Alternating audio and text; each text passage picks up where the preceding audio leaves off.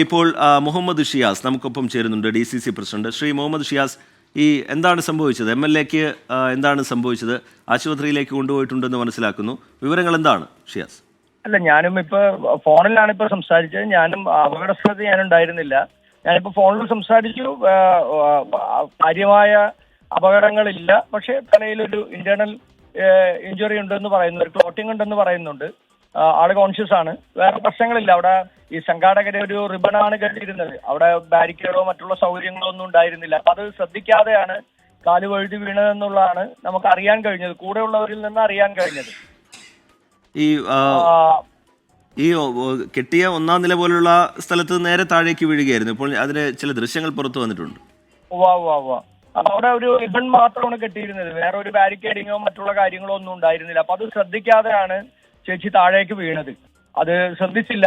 ആ സ്ഥലത്ത് നിന്നപ്പോൾ അത് മറ്റുള്ള ആളുകളുമായി സംസാരിച്ചു കൊണ്ടിരുന്ന സമയത്താണ് കാല് വഴുതി വീണത്. അത് ശ്രദ്ധിക്കാതെ പോയതാണ്. അത് ബാരിക്കേഡിങ് ഉണ്ടാകേണ്ടതായിരുന്നു. അവിടെ ബാരിക്കേഡിന് പകരം അവരൊരു റിബൺ മാത്രമാണ് അവിടെ കെട്ടിയിരുന്നത്.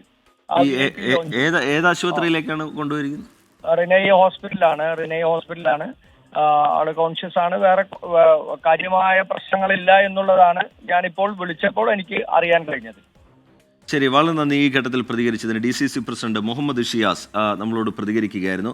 അദ്ദേഹം ഉമാ തോമസ് MLAയുമായി സംസാരിച്ചിരുന്നു. അദ്ദേഹത്തിന് ലഭ്യമായിരിക്കുന്ന വിവരങ്ങളാണ് ഇപ്പോൾ പ്രേക്ഷകരോട് പങ്കുവച്ചത്. റിനൈ ആശുപത്രിയിലേക്ക് MLA കൊണ്ടുപോയിട്ടുണ്ട്. അങ്ങനെ ആശങ്കപ്പെടേണ്ട സാഹചര്യമൊന്നുമില്ല എന്നുള്ളതാണ് മുഹമ്മദ് ഷിയാസ് പറയുന്നത്. അവിടെ ആ വേദിക്കരികിൽ ഒരു റിബണാണ് കെട്ടിയിരുന്നത്.